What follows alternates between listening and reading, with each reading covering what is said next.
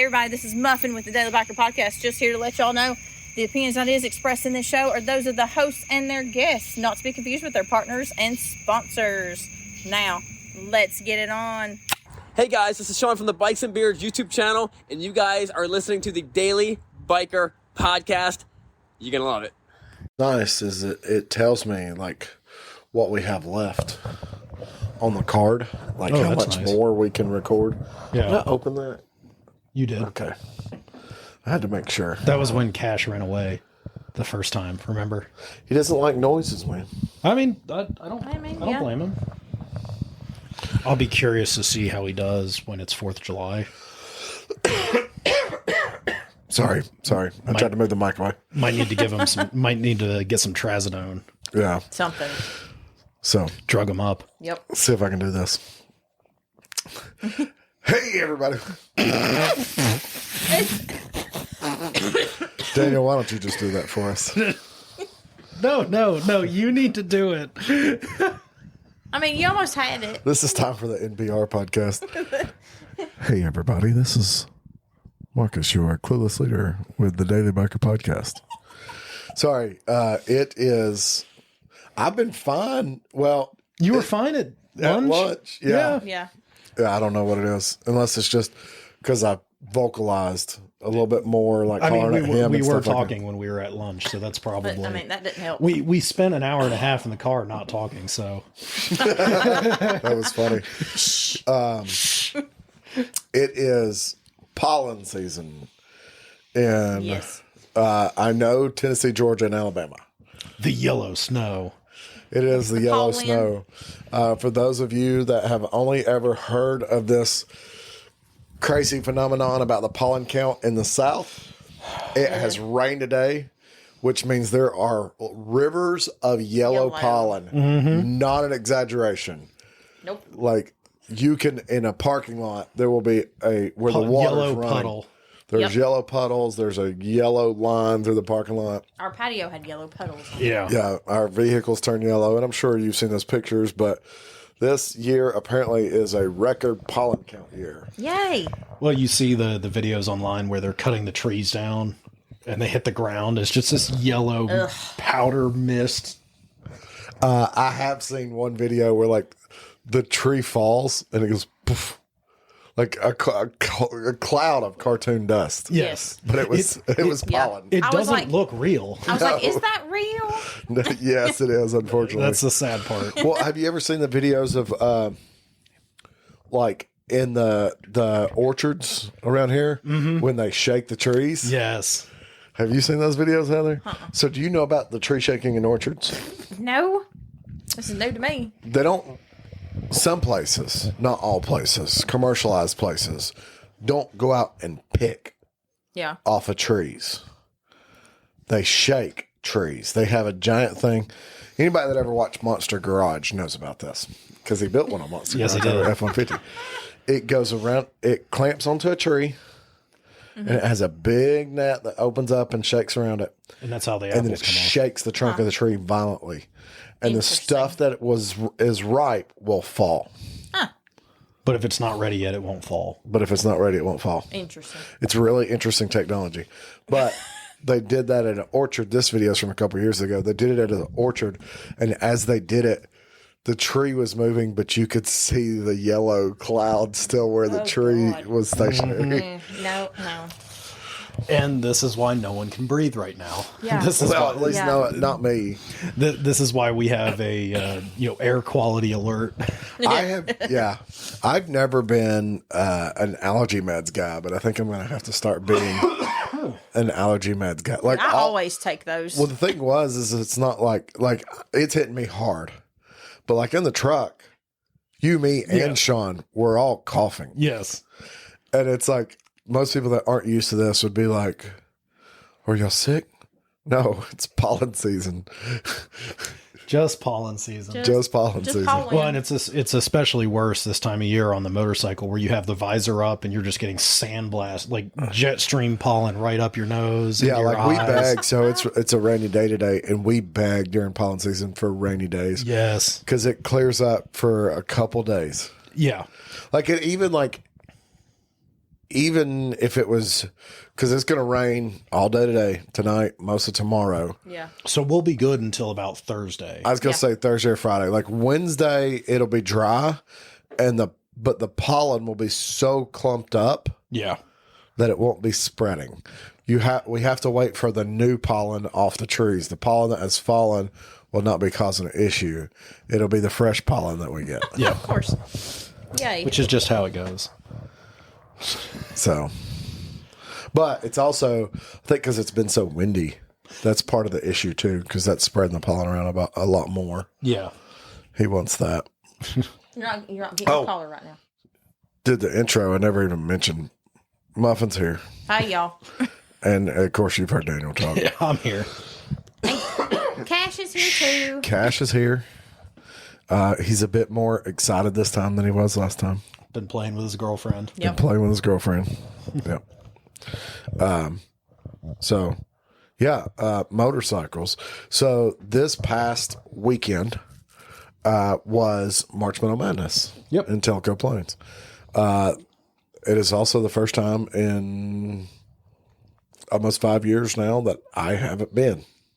Yeah, that is true. Yeah. Because you've gone Yeah, you every... always go. Yeah.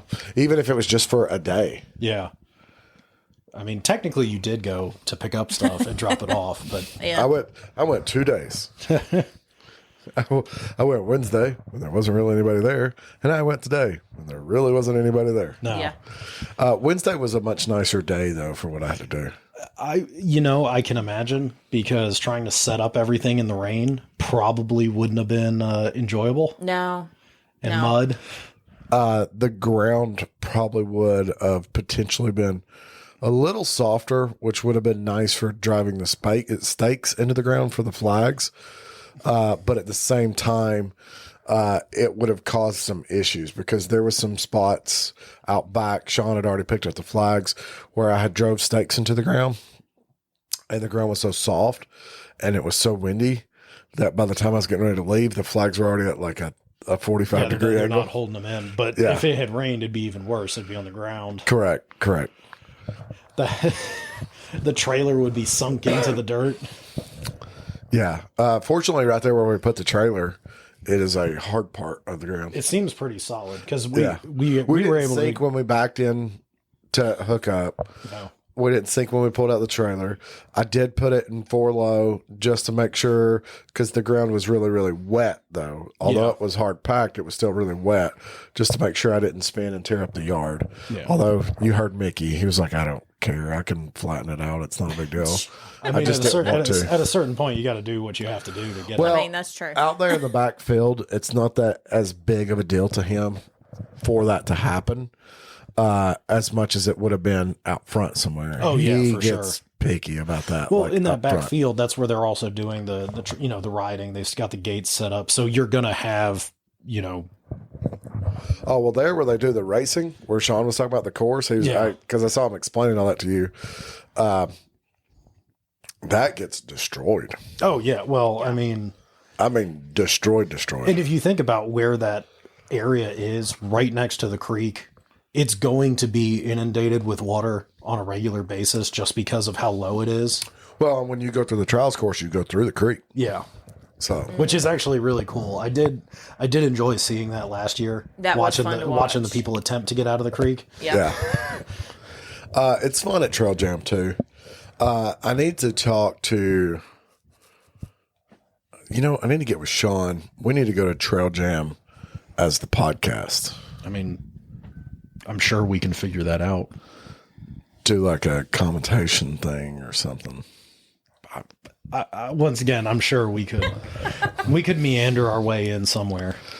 I got connections. Yeah, you definitely have connections. Yeah. So, Like this microphone is connected to that. Yes, Yeah. we have connections. yes, We're all connected. We are connected to the Matrix. To the The Matrix. Matrix. So, I did see, I told you, which they were already gone.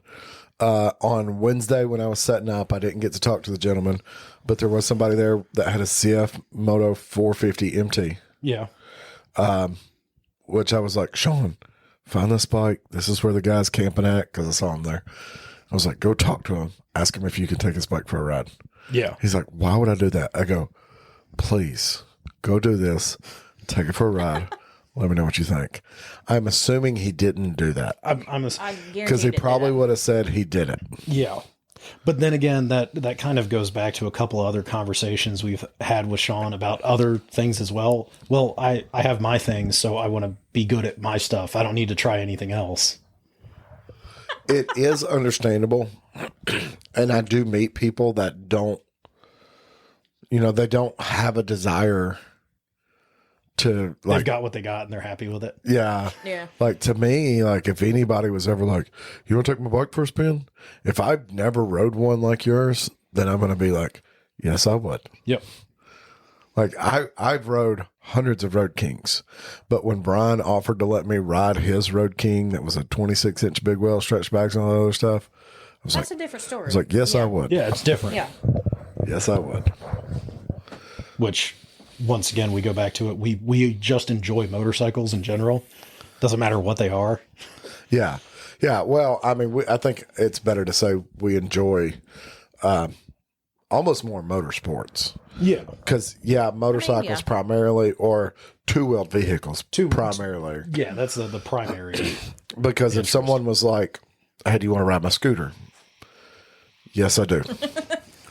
Absolutely. But... Is it a two-stroke? Yes. Oh, yes, I do. But at the same time, if someone was like, hey, I have a Honda ATC three-wheeler. Yes. Yeah, I still want to ride that. Hey, I've got a Can-Am quad that's lifted on like 35s. Throw me the keys. Yeah. Sure. You gonna tell me you wouldn't ride it? No, take it for a ride? yeah, I definitely would. Like, because I feel like doing those types of things, you experience stuff that most people aren't getting the opportunity to experience. That's not the right words, though. If you think about it, a lot of people, they have their motorcycle and that's it. They don't ride anything else. Yeah. Going back to just motorcycles, where they have their car. They're not going to go around and drive other cars or ride other motorcycles. They have theirs. They don't need to. Yeah, that's true. Well, it's like the Goldwing thing. Yeah. Okay. If you hear me on here, the only thing I ever knocked Goldwing on is changing the headlight. The servicing of a Goldwing and the stick-on chrome with using two-side tape to stick chrome. I agree with you. Yeah. The bike is a fantastic motorcycle. Yeah. And I know this because I've had the opportunity to ride plenty of Goldwings. But there's a lot of people that truly have ill feelings towards motorcycles, certain motorcycles. They've never taken the opportunity to learn anything about it or ride it or any of that stuff. I mean, off the top of my head, I can't think of like any motorcycle that I just specifically like, oh, this is, I would never even want to ride one, look at one, Yeah. Well, it's like I had a conversation the other day with a couple of the stunt guys that are doing the stunt show for the Club Style Invasion. And we were talking about stunting on Harleys because they both come from the sport bike world. Yeah. And they're like, and I've heard this statement before, but there's something so satisfying about doing that stuff on a Harley. Yeah. A bike that really, at the base of it, not designed to be. Realistically, at the end of the day, you could get on almost any sport bike, whiskey throttle it, and that front end will come up. Oh, yeah. Yeah. Harley's a lot different. You got to put the effort in. You're not going to accidentally, on a stock Harley for sure. On a stock Harley, yeah. When you, like the way that these guys are and like your bike, if you get into it a little bit too much, you're definitely. You can, I mean, people have rode my bike and went, whoa. Yeah. And it's like, because if you're not paying attention, you can hurt yourself. Mm-hmm. Yeah. But like a stock street glide or something, no. Yeah. No, that's not going to happen. I don't see any heritages. I'm not saying that a skilled rider can't pop the wheelie on a stock street glide. But that's what you're. But you're not going to whiskey throttle into. Yeah, you're just going to accelerate and go into that ditch. Effort. Yeah. Well, it's like the thing about it. There's a video. It's a couple years old now, but Thrashing has a video where they're talking to Gabe from East Coastin', and he's talking about wheeling a Harley. He goes, every single one of these dirt bikes and sport bikes, you can dump the clutch and that front end comes up. Yeah. He goes, but a Harley has so much torque that if you dump the clutch, you just roast the rear tire. You don't pop the front wheel. Yeah, it doesn't get that traction immediately that it needs. So, so he's like, you have to ride that clutch. You have to feather that clutch and stuff to get that front end to come up. And it is one of those things. But also, too, I think it's a whole lot cooler to see some guy riding a wheelie down the street on a bagger than it is a sport bike. I mean, because like you said, you can easily do it on a sport bike. Any sport bike, you give it enough throttle, even without clutching it up, you can power wheelie most sport bikes. Well, it's like when we go to the races. Yeah. Okay. Every single one of those racers can wheelie the bike that they're riding. Yes. Yeah. Okay. Every single one of those racers that's riding in the bagger racing can wheelie any motorcycle on that track. Yeah. But those guys, and we're talking about high skill level riders, some of those guys probably could not get on those baggers and wheelie them. Probably not. I mean, because it takes a skill level. Yes. And I mean, I've heard people that, even guys that can ride wheelies all day long on a Harley, go, man, they just pop that front end up like it's nothing. Mm-hmm. And they do. If you watch any of the stunt videos, anything like that, it's up. Yeah. I get it, on a Dyna or a Sportster or something, on the smaller Harleys. Yeah. Okay. But then you get the guy on an Ultra. Yeah. Yeah. A full dresser. It's got the tour pack on the back of it. And still. the thing is you go to enough bike weeks, you see those guys. The old dude, he's not a stunt guy. It's grandpa. He is somebody's grandfather or great grandfather, and grandma's on the back. And they're at Daytona, they're at Sturgis or wherever, and they're leaving out of the parking lot. And he's like, and brings that front wheel off the ground. It's like, what? Yeah. It's impressive. It is impressive. I think anybody doing it in general and actually maintaining it is impressive. Yeah. Because it still takes a little bit of skill to keep it balanced. Anybody can get a little. Well, and the thing is like even the pop up, like with a sport bike, like how we're talking about, you pop that clutch, the front end's coming up. Yeah. But is it going to come up and stay up? See, that's the thing. Yeah. If you can get it to stay up, stay in the wheelie, and ride out a wheelie, yeah, absolutely. Yeah. That's where the skill, even on a sport bike, that's where the skill is. If you're chasing it, that's different. I don't care to ride out a wheelie. I don't.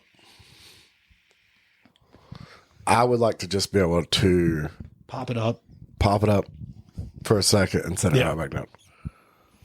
You need to just ride that little XR that I have. I just need to start practicing it on the 650.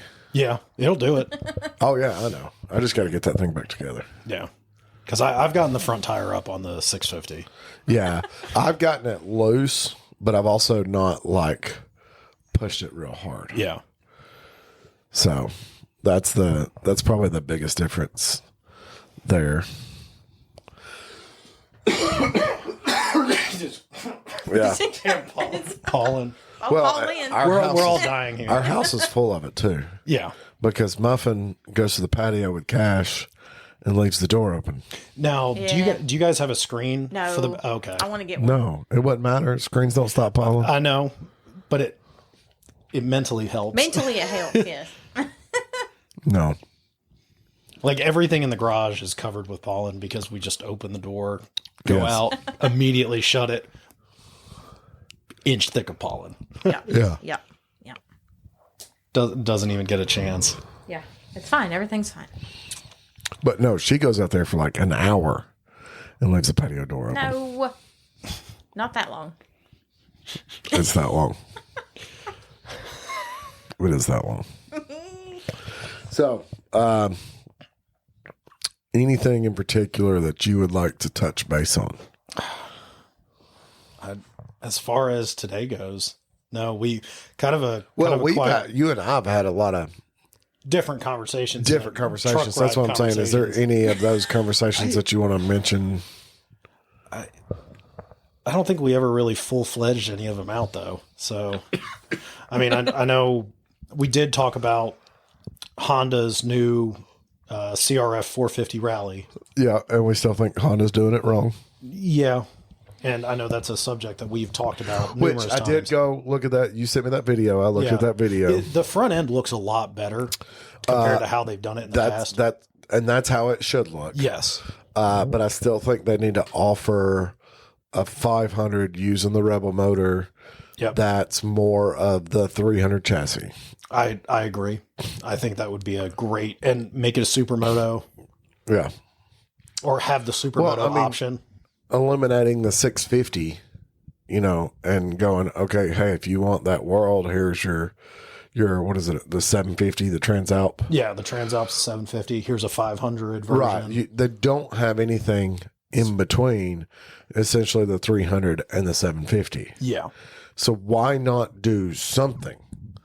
And I'm going to tell you now, a CB500X is not the same. That is a street bike with knobby tires. that is a ADV styled motorcycle. Not an actual ADV motorcycle. It's just a CB500 with knobby tires. It is 100%. 100%. Speaking of that, Harley has something going on overseas, and it makes me mad. What? Because of the whole stuff with the American made and how people are and stuff. Yeah. They have taken their little 500. Yeah. That we have here for the classes. Oh, yeah. Oh, yeah. Okay. Yeah. So not the street. Not the street. Because they eliminated the street for that new 500. Yes. 350 500 chassis.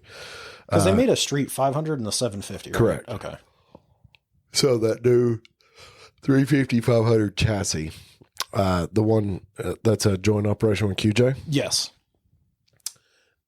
And they've made a little scrambler out of it. That's kind of cool. From the factory. Interesting. That'll never come here to the United States. No. I know. Pull it up. I need to see a picture of this. I'm going to tell you what it looks like. Imagine, for anybody listening to this, I want you to close your eyes. I don't even care if you're driving down the road right now with your wife and kids in the car. Close your eyes for me. You said it was a 500? Yeah. It looks like a Himalayan 450 or the Triumph 400 Scrambler. Have you found it yet? Yeah, the Harley Davidson X. But it's X500. Yeah, Scrambler. Yeah, 2025. Let's see. Give me pictures.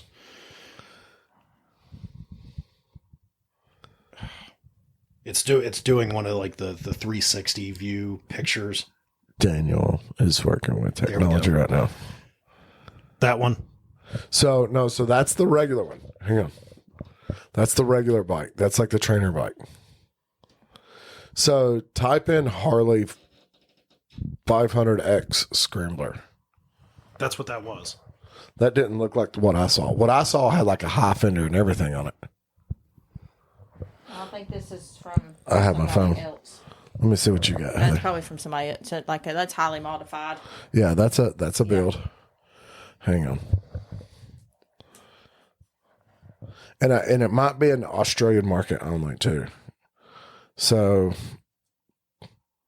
let's see. Harley Davidson. Yeah, everything I'm finding is the Australia 500. I'm just seeing. Yeah, I'm just seeing the same one. Yeah. Scrambler. Yeah, I don't see anything with a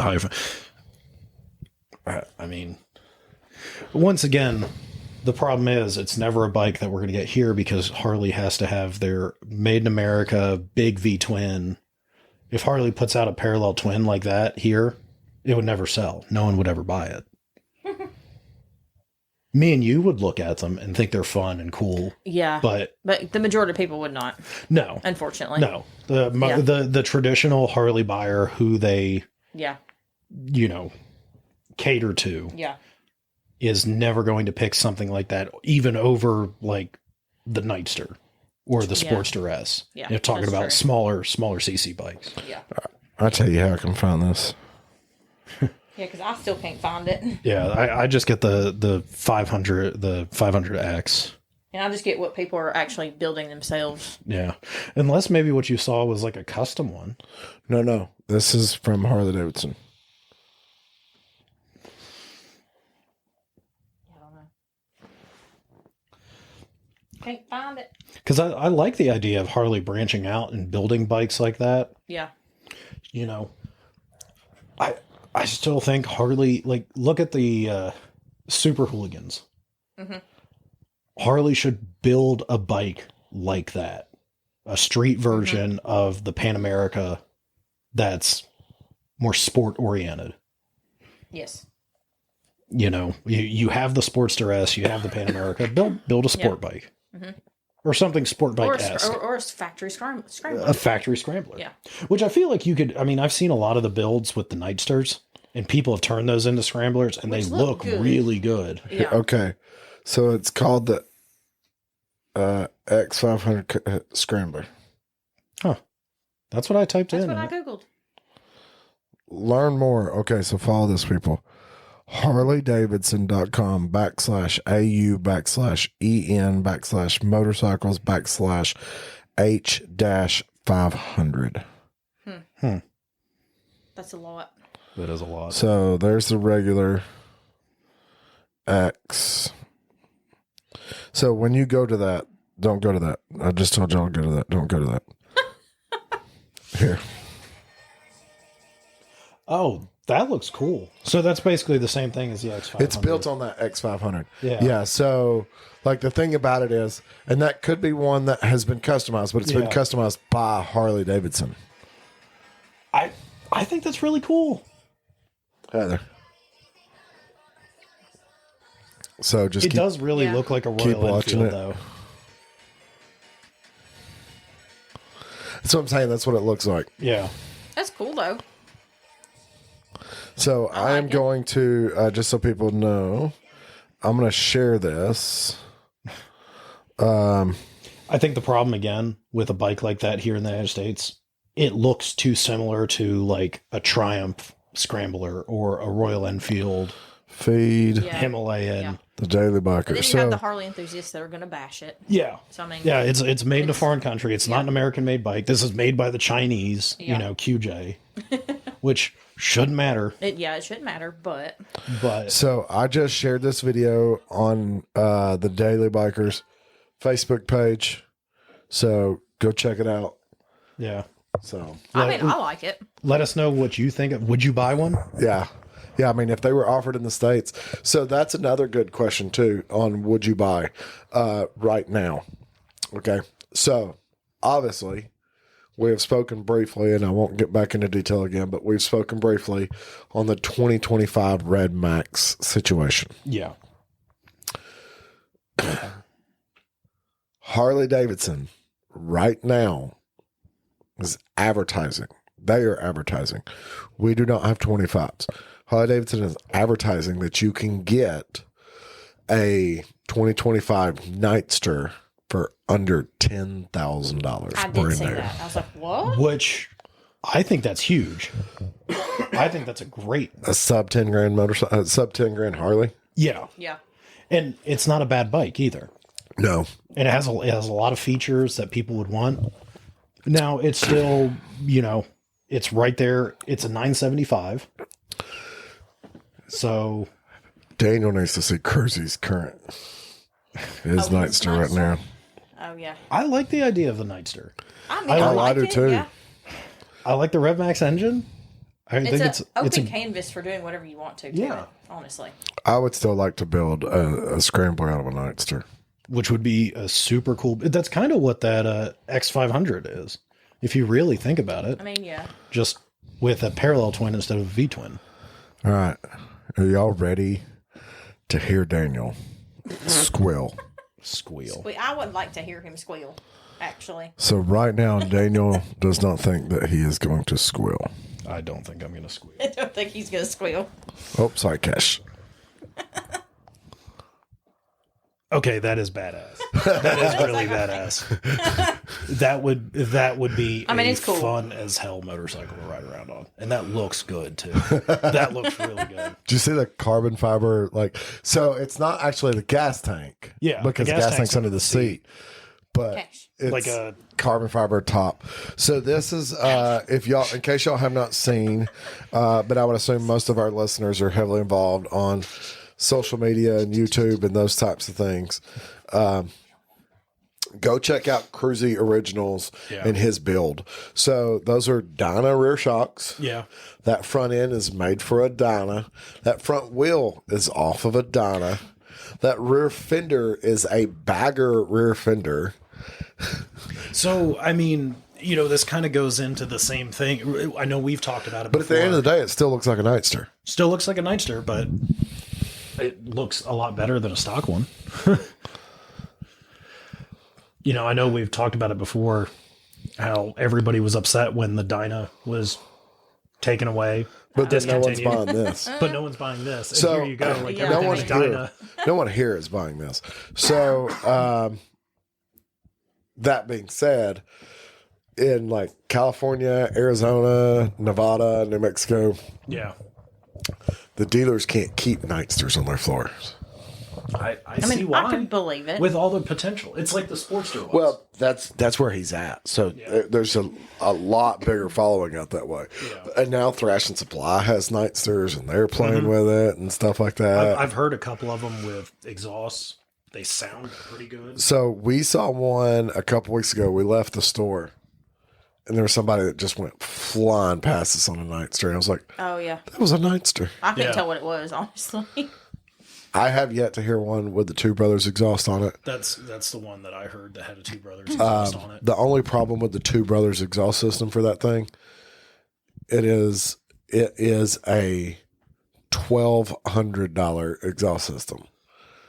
Well, which is for a Two Brothers exhaust, that's a lot. Well, on my bike, that's not that big of a deal. Yeah, but on a bike that's $10,000, you're paying 10% of the value of the bike on an exhaust. Correct. So. Correct. Yeah. That does hurt a little bit. But to sit there and go, about the sound. Okay. Sean's bike. Yeah. How's Sean's bike sound? Sounds good. And that's just a Screaming Eagle exhaust. The green Pan America that Sean rode into the trailer. Yeah. When we were at that one has the Yoshimura. Correct. How did that thing sound? Well, I've always liked Yoshi pipes, so. But you see what I'm saying? Yeah. So, that's my thought. Granted, the exhaust pipes are a little bit different, but there's got to be something that can be done. You would think that there would be some sort of. I would love to figure out a way to put the Pan America rear set system on a Nightster. Yeah.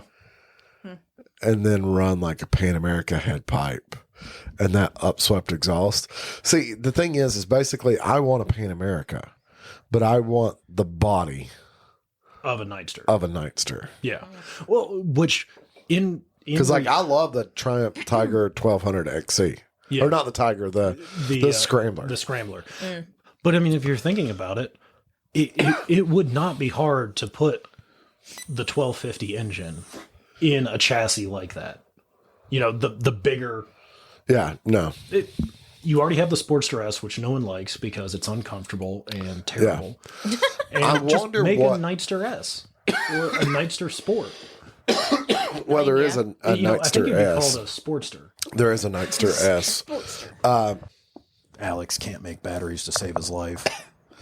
These are actually from Alex. Oh. So, sorry. We were having a great conversation, but apparently it wasn't recording. Technical difficulties. So, I wonder, even when the screen goes dark, if those lights stay red. Yeah, so that's how we need to just keep an eye on that. But, we've used it. This is, 3 or 4 weeks in a row. Yeah. So, and it's on for an hour at a time. And we've got 3 mics plugged in. It's going to drain the batteries. Yeah. But we've also had power in the mics. Well, you also got to remember we've had that set of batteries in there since we first got it. Yeah, I'm not complaining about the whole deal. But anyway, so Nightsters, I would be interested, like I said, to see if a Sportster S gas tank works and looks good on a Nightster because of being able to run a Pan America swing arm. Yeah. Because I like that look. I like that body. I agree. Now, is the Nightster a chain drive? I can't remember. No, so the Nightster is belt drive, but with Cruzy and everything that he's done. You could do it. Well, I mean, if you can get a Pan America rear swing arm, you can definitely get a chain drive. You don't even have to get a Pan America rear swing arm. Pan America front sprocket, bolt straight up to a Nightster, and a Pan America cush drive goes straight onto a Nightster wheel. Okay. You can very easily convert a Nightster to chain drive. Which I think would be pretty cool. That's what I would.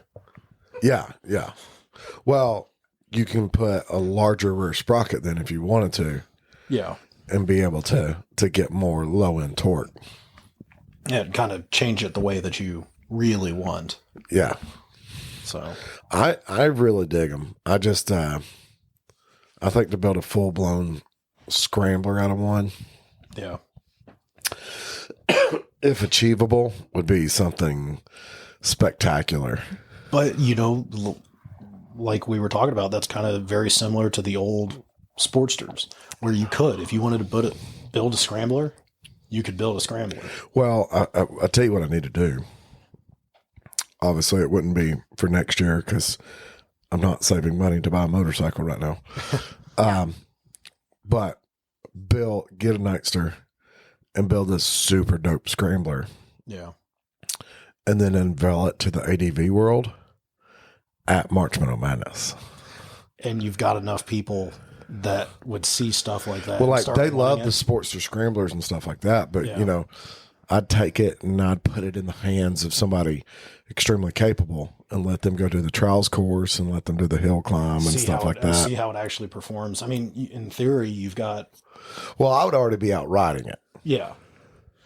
But and obviously pictures of it would be on my personal socials and stuff like that. And my close friends would already know about it. But just posting it heavily into that ADV market, unless Harley was just like, hey, we want to picture this thing and do a story on it and stuff like that, then which would be really cool. Yeah. I look, I've already told them because they've done this where they gave Nightsters to certain people to do builds with for custom shows and stuff like that. I've said, you give me a Nightster, I will build you a bike that you can take on tour with you. Yeah. Like, a Nightster Scrambler. Oh, yeah. Like, that would be cool. Like, I mean, because we know that the Pan America suspension is capable. Yes. Yeah, it's already a proven, it's Correct. a known quantity. Correct. Putting that on a Nightster frame. Correct. Putting everything together like that, I just think that leads to a lot of really interesting potential. Correct. We'll see what the reception is come Sturgis when it comes to Nightster and stuff like that. And of course, we'll see how this stuff goes with the overseas stuff. Because as they said, it was only going to be for 1 year. Yeah. So we'll see what happens with all that stuff. So, which, you know, we can't predict the future. I wish we could. We'd be a lot richer. Yeah. Yeah, I'd have a Nightster. Yeah. Or maybe you wouldn't have a Nightster if you could predict the future. Well, that's true. True. You don't know what you have. But, I mean, a good solid 2-3 years of a Nightster, it's worth buying one at that point in time. also very true. I mean, I'd say a Nightster right now is currently worth buying more than a V-Rod is. I think that's always going to be true. Yeah. So, yeah. But, like I said, Pan America rear sets, if you could get the Pan America head pipe on there so you could do the upswept like on a Pan America exhaust and stuff like that. I almost just have the Nightster body. I almost wonder if the Sportster S exhaust would fit. To me, it's too high. You're probably I don't right. like that really high exhaust, like this traditional Scrambler exhaust. You're going to burn your leg. I'm not a fan of that traditional Scrambler exhaust. On some bikes, it looks really, really good, and you can get away with it. Yeah. I have a feeling that you would burn I'm not yourself. saying it doesn't look good. Even like, because like the Triumph Scrambler has it. Yeah. And I'm not saying it doesn't look good. I'm saying I'm not a fan of it. Yeah. I can see that. So. You look like someone that wouldn't be a fan of high pipes. Is that okay? I guess. We're supposed to be on the same page. Okay. When you say high pipes, though, it's also something different. Yes, I know. I'm not meaning smoking weed. I've had sport bikes. So I've had what they call high pipes that raise up and completely eliminate passenger picks. Oh, yeah. Yeah. Yeah. They tuck in super close and super high instead of hanging out lower. Yeah. In the form of a Harley, though, the Scrambler. Would you like me to just refer to them as Scrambler pipes? Scrambler exhaust. Scrambler exhaust. Scrambler. Yeah, because it's pretty traditional for Scramblers to have that exhaust. Yes. It's tucked in, close to the bike, and high on the motorcycle. Yes. Yes, it is. It's customary for them to have high pipes. High pipes.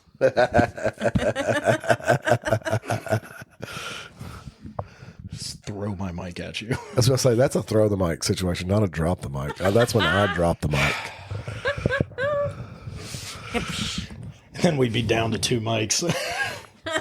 I'm not dropping. It would take that with it, and then... I'm not dropping this one. Oh, no, that one would hurt. Yeah, that would This is hurt. going to put a hole in your floor. It probably would. Put a hole in your head. Yeah. Yeah. So, I want to build one. I do. I just don't have the money. So, I have had conversations with Sean about, if he can ever Source one. Yeah, for nothing. So, but I think I've really only met, outside of you, I've only met one other person that shares that same vision and is like absolutely 100% yes. Yeah. And that is I'm blanking on his name right now. Some guy. So you got a face, Yes. nose, ears. Tim Fowler. Yeah. Oh, yeah. Yeah. So which makes sense. I talked to Tim about it, and Tim was like, dude, if you built that, Yeah. like if you buy one and do it and it turns out the way you think it will, he goes, I will buy one and go, here, build it for me. Yeah.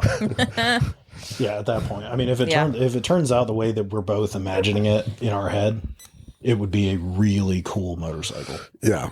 Well, it's one of those things too, where like that whole thing about, if you buy one and build it and it turns out the way you think it will, and it does. Yeah. Well, then there's no reason that people aren't coming to the dealership going, can y'all build me one? Yeah. I mean, true. You would have to buy the bike first, because the bike is being modified beyond a factory spec to the point where we would not do it on a bike pre-purchase. Yeah, which makes sense. Yeah. So, Yeah, that's not something that you could easily return back to. like for us on that, when it's saying that, like we'll change wheels, Yeah. but essentially stock for stock. Yeah, you're not going to this extra modification. Right. You have an Yeah. 18 rear and a 19 front. We'll do chrome 18 rear, 18 front with the same size tire and all that other stuff. Yeah. But we're not taking a brand new motorcycle and putting a completely different size wheel and tire combo on there. Yeah. Which makes sense. Because at a certain point that gets a little bit risky. Yeah, well, I wanted to, and I get it. But that's what I tried to get Sean to do with a Fat Bob when we had that conversation last week about a Fat Bob, about putting bagger wheels in there. Yeah. And he's like, it probably works just fine, but it's not stock wheel size. So you get into a situation where if there was an issue, they can go, I bought the bike this way. Yeah. Yeah. It's a. Yeah, and you don't want to get into that. But if That's it's fine line right there. essentially aftermarket customization thing, then you can go, well, they signed something that says that this work is what was being done. Yeah. Buy the bike first and then have the changes made. then Correct. it's different than buying the bike that way from the dealership. Correct. Yeah. But then again, I mean, how many used bikes do you guys get that are kind of, sometimes they're funky, you know, people have done work. Usually a lot of those don't get put out on the showroom floor. Without that work being undone. Without a lot of that work being anything that may be sketchy, I'm going to say. We remove a lot of little sound systems, using air quotes, and that's very, very strongly air quotes, because I don't mean sound systems like you went somewhere and had upgraded radio put in your motorcycle, in your bagger.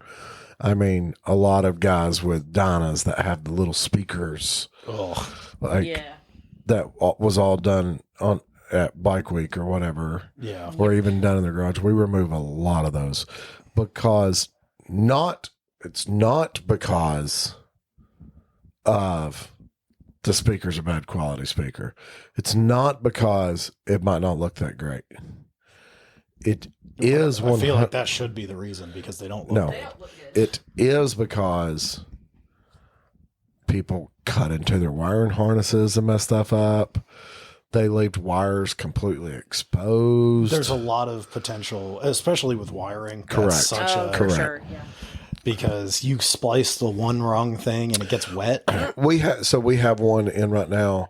It's a Heritage, and he's got the karaoke sound bar on it, and it was done correctly. Yeah. And guess what? It's gonna stay. Yeah. Because it's made for that. Yeah. And it was done and put in by someone that does that. Yeah. But like we recently had a Dyna that we pulled a couple speakers off the handlebar, that the wire for the system running back to the battery was zip tied to the outside of the wire loom for the rest of the wires on the bike. Which immediately goes red flag. Yeah. What you never want wiring issues on a motorcycle. No. Because tracking, I especially dealing with older motorcycles, I've gone through wiring diagrams, trying to track wires, and then when you get people that have, Well, we had a friend that recently dealt with that too. That they had another friend have handlebars installed at Bike Week. Yeah. And then all of a sudden stuff wasn't working on their motorcycle, and there was like a check engine light and all kinds of stuff. And they just hacked into his wiring harness. And it was like, why did they even cut into the wiring harness in the first place? You shouldn't have to. You just unplug everything. And like these new bikes, it's all plug and play. Like wire extensions, plug and play. Yeah. It's just an extension of wire. You're not. And it's only like 4 inches. And you know what probably happened? They didn't have the correct wire extension for that bike, or they didn't bother and they just soldered in. But it was done by a well-known handlebar manufacturer and installer at Bike Week. I love that. You mean the company that's doing like 400 handlebars a day? Yeah. Cut a corner? I mean, I've always said the only company I ever trust to do something like that, in my personal experience, is Avon. With grips. Grips. Oh, yeah. I would not distrust, that being said, I'm not going to distrust someone installing a custom air filter on my motorcycle. I'm not going to distrust someone pinstriping or someone putting a windshield on my bike or something like that. But those are also things where you're not cutting into wiring, or you don't need to mess with wiring. Yeah. An air filter, 2 bolts, you're usually done. Yeah. Windshield, they clamp on. Yeah. Yeah. I mean, if dealers and small shops are telling me, hey, for us to do your stage 2 audio where we go in and install the amp and change your front speakers and run the wires and do the saddlebags and do the rear speakers. If they tell me it's 13 hours and I'm at Bike Week and they're like, dude, it doesn't take 13 hours. Minutes. I can do that. Even if they were like, I can do that in 4 hours. Nope. I am not. Yeah. No. No. There's a lot of risk there. Yeah. Correct. Yeah. But it might work. It'll work that day. Yeah. Well, it could be done and be done right. Yeah. Still don't trust it. But that doesn't mean that the 99 other ones they did are going to be done right. Yeah. That's true. Yeah. I would trust the fairing exchange. Oh, yeah. Because he's changing a painted piece of your motorcycle. Yeah. Which is He's not messing with your wiring. Yeah. No. That's true. Until something gets pinched, putting the fairing back on. It would be hard to pinch anything on my bike. Well, I guess you don't really have much on the outside shell on the fairing. Well, on the inside shell, I have a lot. Yeah. But it's all like wrapped in loom, and you just unplug and replug. I think you're underestimating how bad some people can be when they're working on bikes. But unplugging and plugging stuff up, it's just like the grips from Avon. Yeah. They have to undo the clamshells, which have wiring in there. True. That is true. But that's a common, easy... I mean, grips should be 15, 20 minutes to begin with. Yeah. If that. He sees the watches rotating. He sees the light. No. Curious little fella today. You trying to figure out what that would taste like to chew on? Probably. He's trying to figure out the world still. Oh, buddy. Oh, there you go. Just lay down. So we're buying Nightsters? Is that what? I mean, have we talked ourselves into buying Nightsters? Maybe. Nah. We can find them cheap. Look, They if gotta we be could find enough. a pair of them for like $3,500 a piece. Well, I'm going to say now, and I've tried to get Sean to buy it, and he won't do it. FXR Division Yeah. sells a intake manifold for Pan America. Okay. It will fit on a Nightster, Okay. which means it'll also fit on a Sportster S. Yeah. It is $600 for their intake manifold. That's pricey. They claim 30 horsepower without a tune. I don't believe that, but Cruzy got 26 horsepower without a tune. really, Yeah. That's impressive. that's worth $600 then. On a motorcycle. Yes. Yeah. Well, I told Sean, I was like, dude, even if you only got 20 more horsepower, now you're at 170 horsepower Pan America. That's up there. Yeah. But do you need 170 horsepower Pan America? You do if it's a ST. That is true. Well, yeah. That is true. Yeah. I do like the ST Pan America. I got to see one Wednesday. Yeah. Wasn't that impressed. Really? Yeah. Because the pictures look awesome. I did learn something. So, Prentice, he's on the Five Dirty Bikers podcast. Yeah. I was listening to one of his episodes the other day, and he mentioned something, and I never even noticed it. And I was like, holy crap. The wheels that are on it are the same wheels they had designed for the Bronx. I did not notice that. And on that bombshell. Hey everybody, this is Sean at White Lightning Harley Davidson. I want to thank you for listening to the Daily Biker Podcast. You can reach the podcast on Facebook or Instagram at The Daily Biker, or you can email the podcast at thedailybiker@gmail.com. Be sure to keep an eye on White Lightning Harley Davidson social media pages for the most up-to-date information on all our events and where you can find the boys.